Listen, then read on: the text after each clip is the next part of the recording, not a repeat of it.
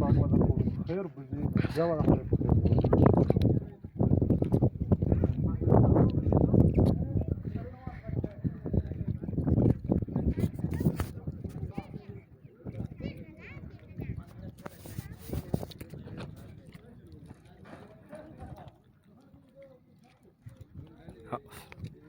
دا دوه ملګري دي چې مسافر دي دوبۍ ته روان دي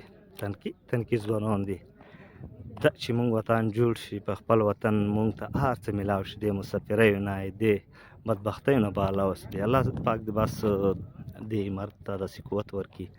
چې ښه افغانستان جوړ کړي ولس خلکو ته کار پیدا کړي دا وګوره اوس نړیوال هوایي میدان دی چې ډېرې ښه سیده ګړي دي جوړ کړی ده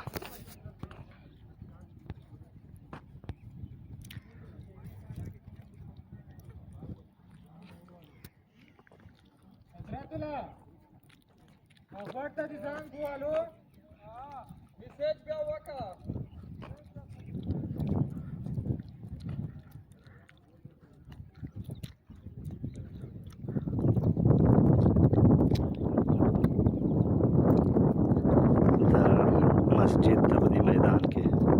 چې مخکې مې په ویډیو کې یادونه کړې وه چې د خلیفه صاحب ورور په خپله ځانګړې شخصي لګښت دا جوړ کړی ده دا د مسافرو ته چې کوم هرکلي لپاره ورونه پلاران دوستان راځي د هغې د تفریح ستیرۍ دپاره یې جوړ کړی ده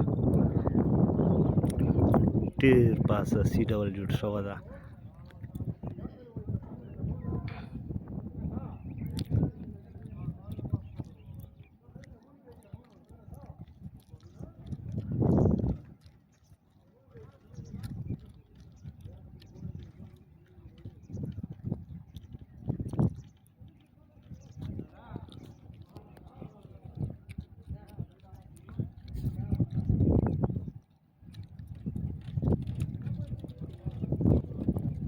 دا هغه مسافر ولاړ دي هلته ګیټ ته دا خپل قوانین لري قانون لري چې اجازه اوس پورې نشته دی داخل شوي نه دي طیرانه ده راغله چې اریانا ده اریانا هوایي شرکت هغه په جمعه کې یو پرواز لري چې څلورم ورځ 4 بجې د هغه ځای نه د خوست نړیوال هوایي ډګر نه ترو دوبۍ ته مستقیما پرواز کوي یو خوا برهي میدان چې دی تر اوسه پورې نه دي جوړې شوي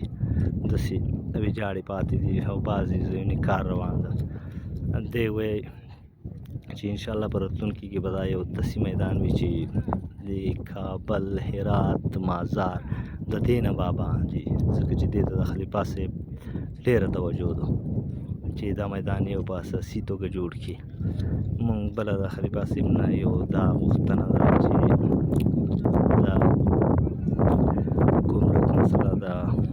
ترانزیت مسله د دې لارې د غلام خان بندر چې دی هم وکړي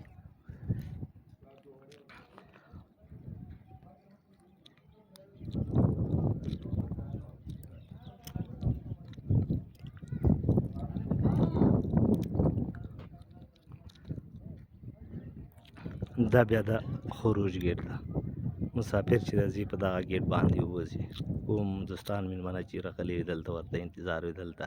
هر کلي ته ورته ولاړ وي دې خوا سایډ دا هغه ده چې دې نه دا هغه سیټ ویني په دې ځای باندې را راځي بیا د ترمینل شاته کیني